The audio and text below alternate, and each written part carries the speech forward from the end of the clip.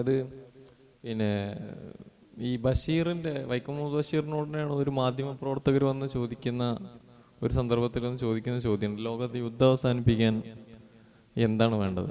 അപ്പോൾ പ്രത്യേകിച്ച് അതിന് മറുപടി ഒന്നും പറയുന്നില്ല. അപ്പോൾ മാധ്യമ പ്രവർത്തകൻ പോകുന്നില്ല, യുദ്ധം അവസാനിപ്പിക്കാൻ എന്തെങ്കിലും ഒരു വഴി കിട്ടണം എന്ന് പറഞ്ഞുകൊണ്ട് വീണ്ടും എന്താണ് ഒരു അഭിപ്രായം പറയണം എന്ന് പറഞ്ഞ് ചോദിച്ചുകൊണ്ടേ ഇരിക്കുകയാണ്. അപ്പോൾ പറയുന്നത് ലോകത്തെല്ലാവരും അവസാനിച്ച് ആകെ 2 പേരായാൽ അവർ തമ്മിൽ യുദ്ധം നടക്കും എന്ന് പറയുന്നുണ്ട്. വീണ്ടും ഇയാളിങ്ങനെ ചോദിച്ചുകൊണ്ടിരിക്കുന്ന സമയത്ത് പറയുന്നത്, ആ നേരത്താണ് ബഷീറിനൊരു വരട്ട് ചൊറി പോലെ ഒരു ചൊറി വരുന്നത്. അപ്പോൾ അദ്ദേഹം പറയുന്നത് വെച്ചാൽ ലോകത്തെല്ലാവർക്കും അങ്ങനെയാണെങ്കിൽ എഴുതിക്കോ എന്ന് പറഞ്ഞിട്ട് പറഞ്ഞു കൊടുക്കുന്നത്, ലോകത്തെല്ലാവർക്കും വരട്ട് ചൊറി വന്നാൽ മതി, എന്നാൽ അത് മാന്തി അവിടെ ഇരുന്നോളും എന്ന് പറഞ്ഞാൽ ലോകത്ത് യഥാർത്ഥത്തിൽ യുദ്ധം അവസാനിപ്പിക്കാൻ കഴിയാത്ത ഒന്നാണെന്നാണ് അദ്ദേഹം ഒരു എന്താ പറയുക തമാശ രൂപത്തിൽ പറയുന്നത്. അത് ഉണ്ടാകുന്നതിൻ്റെ അടിസ്ഥാനം യഥാർത്ഥത്തിൽ ഒരു മതമോ ജാതിയോ ഒന്നുമല്ല. അതിൻ്റെ അപ്പുറത്ത് അതിനെ വംശീയവൽക്കരിക്കുകയും അത്തരത്തിലുള്ള ഒരു ലോകത്തൊരിക്കലും ഏറ്റവും കൂടുതൽ കൊലപാതകങ്ങൾ നടന്നത് ഏതെങ്കിലും ഒരു മതത്തിൻ്റെ നേതൃത്വത്തിലല്ല. കമ്മ്യൂണിസ്റ്റുകൾ കൊന്നു കളഞ്ഞ അത്രയും മനുഷ്യന്മാർ ലോകത്ത് മറ്റാരും കൊന്നു കളഞ്ഞിട്ടുണ്ടാവില്ല. ഫാസിസ്റ്റുകൾ, നാസിസ്റ്റുകൾ, ഇത് മതപരമായല്ല, വംശീയത അടിസ്ഥാനത്തിൽ ധാരാളം ആളുകൾ അവരുടെ അധികാരത്തിന് വേണ്ടി കൊല ചെയ്യപ്പെട്ടിട്ടുണ്ട്. ഞാൻ ഒരു കാര്യം മാത്രം പറഞ്ഞുകൊണ്ട് അവസാനിപ്പിക്കും. ഇപ്പോൾ ഞങ്ങളെ കോളേജിൽ, തൃശ്ശൂർ ഗവൺമെൻറ് ലോ കോളേജിലൊരു ഫലസ്തീൻ ഗസ വിഷയവുമായി ബന്ധപ്പെട്ട് ഒരു ചർച്ച നടക്കുകയാണ്. അപ്പോൾ ഈ ചർച്ചയിൽ കുറച്ച് ആളുകൾ അഭിപ്രായം മതമാണ് പ്രശ്നം, അതുപോലെ രാജ്യത്തിൻ്റെ അതിർത്തികളാണ് പ്രശ്നം. ഈ അതിർത്തികളില്ലാതിരുന്നാൽ ഈ പ്രശ്നം ഉണ്ടാവില്ല, മതമില്ലാതിരുന്നാൽ ഈ പ്രശ്നം ഉണ്ടാവില്ല. ഞാൻ അന്ന് ഈ ഒരു ചർച്ചക്കകത്ത് SFIക്കാരും KSUക്കാരും യൂണിയനുള്ള ഒരു ക്യാമ്പസാണ്. അപ്പോൾ അവിടെ നിന്ന് എണീറ്റുന്നോട് ചോദിച്ചത്, കഴിഞ്ഞ ആഴ്ച 2 ദിവസം ഏകദേശം ഒരു 4-5 ദിവസം ക്ലാസ് ഉണ്ടായിരുന്നില്ല.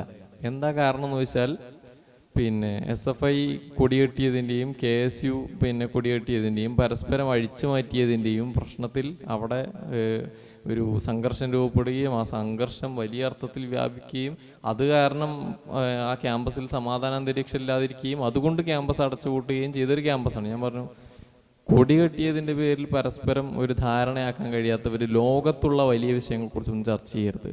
കാരണം അത് 2 രാജ്യങ്ങൾ തമ്മിലുള്ള പ്രധാനപ്പെട്ട വിഷയമാണ് എന്ന് പറഞ്ഞാൽ ഇവിടെ ഉണ്ടാകുന്ന എല്ലാ പ്രശ്നത്തിൻ്റെയും കാരണം മതമാണ് എന്ന്, ആ മതത്തിന് ഏറ്റവും നന്നായി കൊടുക്കാൻ പറ്റുന്ന നിർവചനം അത് ഇസ്ലാമാണ് എന്ന് മനസ്സിലാക്കി ഇസ്ലാമോഫോബിക് അന്തരീക്ഷം സൃഷ്ടിക്കുക.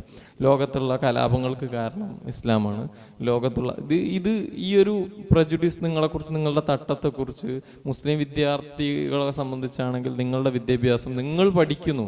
ഒരുപക്ഷെ ഞാൻ മനസ്സിലാക്കുന്നിടത്തോളം 90% മുസ്ലിം പെൺകുട്ടികൾ ഇപ്പോൾ ഹയർ സ്റ്റഡീസ്, അതും വലിയ ഉന്നത വിദ്യാഭ്യാസത്തിലേക്ക് PGയും അത് കഴിഞ്ഞ് PhD ഒക്കെ എടുക്കുന്നവരാണ്. പക്ഷെ ഇപ്പോഴും ഒരു മുസ്ലിം പെൺകുട്ടി PhD ആണ് ചെയ്യുന്നതെന്ന് ചോദിച്ചാൽ ആളുകളുടെ ഒരു മുൻവിധി, അത്രയൊക്കെ പഠിക്കാൻ വിടുന്നുണ്ടല്ലേ, മറ്റാരോ വിടേണ്ടവരുമാണെന്നുള്ളത് വേറൊരു കൺസെപ്റ്റ്. പക്ഷേ അത് നമ്മുടെ സമൂഹത്തിൻ്റെ മുൻവിധിയാണ്. അത് മാറ്റാൻ തീർച്ചയായും ഫ്രട്ടേണിറ്റി മൂവ്മെൻറ്റിൻ്റെ പ്രവർത്തകർ എന്ന നിലക്ക് ഇവിടുത്തെ ഒരു സാമൂഹ്യ അന്തരീക്ഷത്തെ ശരിയായ അർത്ഥത്തിൽ മുന്നോട്ട് കൊണ്ടുപോകാൻ നമുക്ക് കഴിയേണ്ടതുണ്ട്. അത്തരം രാഷ്ട്രീയത്തെ പ്രധാനമായി നമ്മൾ ഏറ്റെടുക്കേണ്ടതാണ്. ഇത് ഒരിക്കലും മാറ്റി നിർത്തേണ്ടതല്ല. ഇസ്ലാമോഫോബിയെക്കുറിച്ച് പറഞ്ഞുകൊണ്ടേയിരിക്കുക എന്നത് നമ്മളുടെ ഒരു രാഷ്ട്രീയത്തെ ശക്തിപ്പെടുത്തുന്ന ഒന്നാണ്, വളരെ പ്രധാനപ്പെട്ട സംഗതിയാണ്.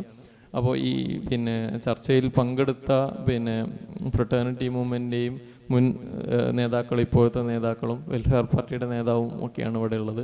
എന്തായാലും ഞാൻ ഔദ്യോഗികമായി നന്ദി പറയാൻ അവിടെ ആളുണ്ട്. എന്തായിരുന്നാലും ഈ ചർച്ചയുടെ ഒരു മോഡറേറ്റർ എന്ന നിലക്ക് ഈ ചർച്ചയിൽ നേതൃത്വം കൊടുത്ത, ഈ ചർച്ചയിൽ നന്നായി ഈ വിഷയത്തെ കൈകാര്യം ചെയ്ത വെൽഫെയർ പാർട്ടിയുടെ സംസ്ഥാന സെക്രട്ടറിയും അദ്ദേഹം നമ്മുടെ മുൻ ഫ്രട്ടേണിറ്റി മൂവ്മെൻറ്റിൻ്റെ മുൻ സംസ്ഥാന പ്രസിഡന്റ് കൂടിയാണ്, അദ്ദേഹത്തെയും അതുപോലെ തന്നെ വാഹിദ് ചുള്ളിപ്പാറ ഫ്രട്ടേണിറ്റിയുടെ മുൻ സംസ്ഥാന കമ്മിറ്റി അംഗമാണ്, ഇപ്പോൾ അദ്ദേഹം ദേശീയ ജനറൽ കൗൺസിൽ അംഗമാണ്. അദ്ദേഹത്തിനും പ്രത്യേകമായി എൻ്റെ പേരിലും നിങ്ങളുടെ ഓരോരുത്തരുടെയും പേരിൽ നന്ദി അറിയിക്കുകയും ഈ ഒരു സെഷന് ഔദ്യോഗികമായി നന്ദി അറിയിക്കുന്നതിന് വേണ്ടി ഫ്രട്ടേണിറ്റി മൂവ്മെൻറ്റ് മലപ്പുറം ജില്ലാ സെക്രട്ടറി ഹംന CH ക്ഷണിക്കുകയും ചെയ്യുന്നു.